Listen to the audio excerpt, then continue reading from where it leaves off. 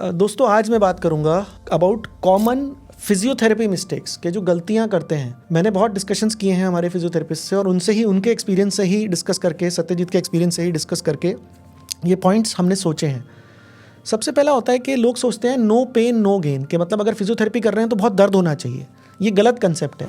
थोड़ा बहुत दर्द शुरू में होता है जब जॉइंट स्टिफ होते हैं, लेकिन एक बार आप करने लगते हैं तो वो दर्द धीरे धीरे कम हो जाना चाहिए। अगर फिजियोथेरेपी करते हुए आपका दर्द बढ़ रहा है तो एक बार को you have to consult your physician या अपने सर्जन से या अपने थेरेपिस्ट से डिस्कस करने की ज़रूरत है। ऐसा बिल्कुल नहीं है कि ज़्यादा दर्द होगा तो ज़्यादा अच्छी फिजियोथेरेपी होगी। दूसरा एक कॉमन मिसकंसेप्शन या मिस्टेक लोग करते हैं कि वन साइज़ फिट्स ऑल, कि भाई मेरे रिलेटिव का शोल्डर में रोटेटर कफ इंजरी हुआ था, उसको तो ये वाली फिजियोथेरेपी डॉक्टर ने सिखाई थी, तो तुम्हारी प्लेक्सस की है तो तुम भी यही कर लो, उसमें कहाँ फिजियोथेरेपिस्ट के पास जाओगे। ये बड़ा कॉमन मिसकंसेप्शन है। हर चोट की फिजियोथेरेपी उसके हिसाब से टारगेटेड होती है। रोटेटर कफ शोल्डर की इंजरी की फिजियोथेरेपी अलग है, ब्रेकियल प्लेक्सस ऑफ शोल्डर की इंजरी की फिजियोथेरेपी अलग है।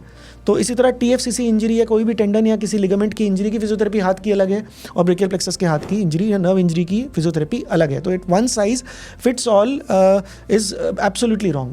फिर तीसरा होता है टाइमिंग का, कि स्टार्टिंग टू अर्ली और स्टार्टिंग टू लेट। जैसा कि मैंने अभी बताया कि सर्जरी करने के बाद हम लोग 1.5 महीने का रेस्ट देते हैं, तो उस टाइम पे फिजियोथेरेपी करने लग गए तो काम उल्टा पड़ जाएगा।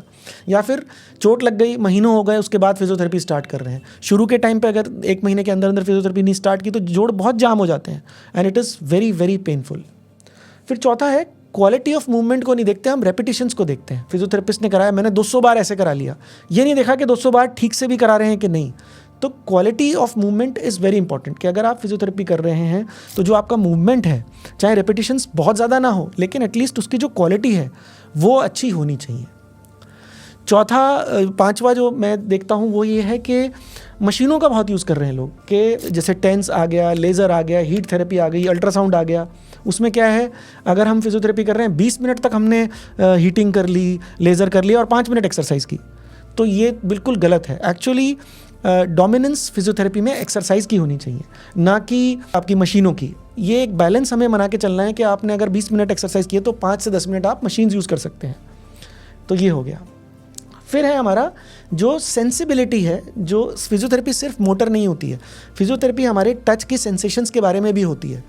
तो अगर हमें सेंसिबिलिटी का नहीं पता चल रहा है कि उसका क्या इंप्रूवमेंट हो रहा है, तो हम फिजियोथेरेपी को मिस कर रहे हैं, हम सिर्फ मूवमेंट के बारे में सोच रहे हैं। तो हमें सेंसिबिलिटी को निगलेक्ट नहीं करना चाहिए। छठा पॉइंट ये होता है कि poor communication between the surgeon, between the physiotherapist and the patient, कि हम कम्युनिकेशन नहीं कर पा रहे हैं, कि मैंने फिजियोथेरेपिस्ट को कुछ बताया, फिजियोथेरेपिस्ट ने अपना दिमाग ला के कुछ और एक्सरसाइज कर दी और जो पेशेंट है वो सोचता है कि चलो मैं अपने हिसाब से कर लूँगा।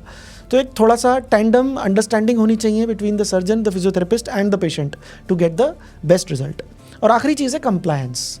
अगर पेशेंट ये सोचता है, जैसे हम एग्ज़ाम में भी था कि हम पढ़ाई करते थे, हम 12 घंटे टेबल पे बैठे हैं लेकिन पढ़ाई हम सिर्फ 2 घंटे कर रहे हैं, तो रिज़ल्ट कैसे आएगा। तो जितनी टाइम भी आप कर रहे हैं, चाहे 1 घंटा दिन में कर रहे हैं, 2 घंटा दिन में कर रहे हैं, वो मन लगा के करना है और उसमें पॉजिटिविटी के साथ करना है। क्योंकि शुरू का जो रास्ता है, बड़ा अपहिल होता है कि आपको लग रहा होता है कुछ भी नहीं आ रहा है, कोई भी रिजल्ट नहीं आ रहा है। At that time you don't have to lose hope.